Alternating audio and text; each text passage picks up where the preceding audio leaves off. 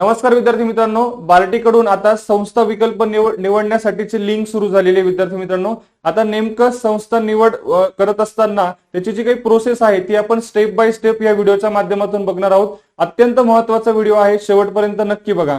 विद्यार्थी मित्रांनो, आता सुरुवातीला तर तुमचा जो काही मेल आयडी आहे त्या मेल आयडी वरती तुम्हाला एक मेल आलेला असेल, त्यामध्ये एक युजर आयडी, पासवर्ड आणि पोर्टलची लिंक असेल, लक्षात घ्या। या पोर्टलच्या लिंकवर तुम्ही क्लिक केल्यानंतर तुम्हाला पोर्टल लॉग इन करायचं आहे। पोर्टल लॉग इन झाल्यानंतर तुम्हाला तुमची प्रोफाईल शो होणार आहे। ओके, आता त्या प्रोफाईल मध्ये तुम्हाला काय दिसेल? तुमचं नाव दिसेल, तुमचा मोबाईल नंबर दिसेल, तुमचा ईमेल आयडी दिसेल।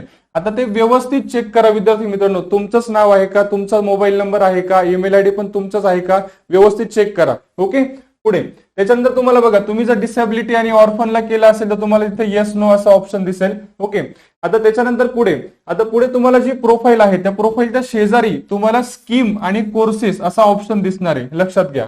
ओके, मग त्याच्यावर क्लिक केल्यानंतर आता तुम्ही ज्या कोर्सला तुम्ही इलिजिबल झाला आहात, ओके, त्या कोर्स तुम्हाला ग्रीन कलर मध्ये दिसणार आहे। विद्यार्थी मित्रांनो, तुम्ही ज्या कोर्ससाठी इलिजिबल झाला आहात तो कोर्स तुम्हाला कुठे कसा ग्रीन कलर मध्ये दिसणार आहे।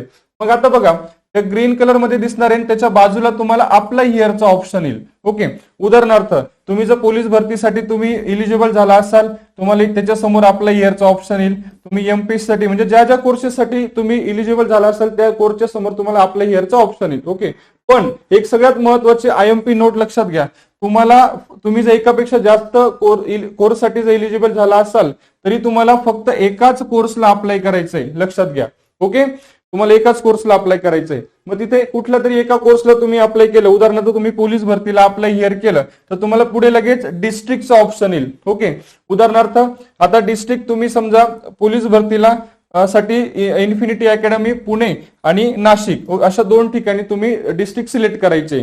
मग सिलेक्ट केल्यानंतर तुम्हाला व्ह्यू डिटेल्स मध्ये इन्स्टिट्यूटची ऑल इन्फॉर्मेशन दिसेल, त्याचे फोटोज असतील, लायब्ररीचे फोटो असतील किंवा इतर त्याचा Google map location, mobile number, पत्ता अशी सर्व माहिती तुम्हाला दिसेल।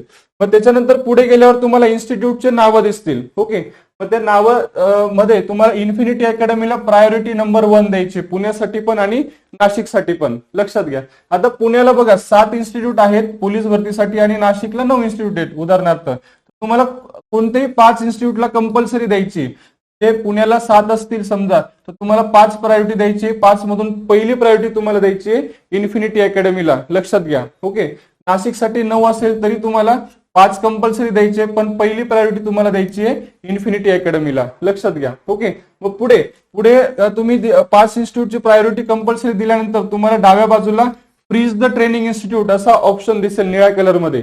ओके, मग त्याच्यावर तुम्हाला क्लिक करायचं आहे। क्लिक केल्यानंतर तुम्हाला तिथे एक शीट शो होणार आहे। त्या शीट मध्ये मग तुम्ही जे 1 ते 5 इन्स्टिट्यूट निवडलेले आहेत ते तुम्हाला त्यांचे नावं दिसतील आणि ते अप्लाइड होतील।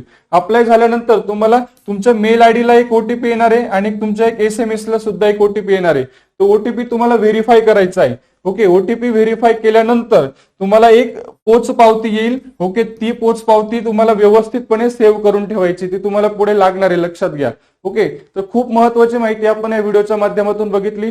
अशाच माहितीपूर्ण व्हिडिओसाठी चॅनलला नक्की फॉलो करा। व्हिडिओ आवडला असेल तर लाईक करा आणि आपल्या जास्तीत जास्त मित्रांपर्यंत शेअर करा। धन्यवाद।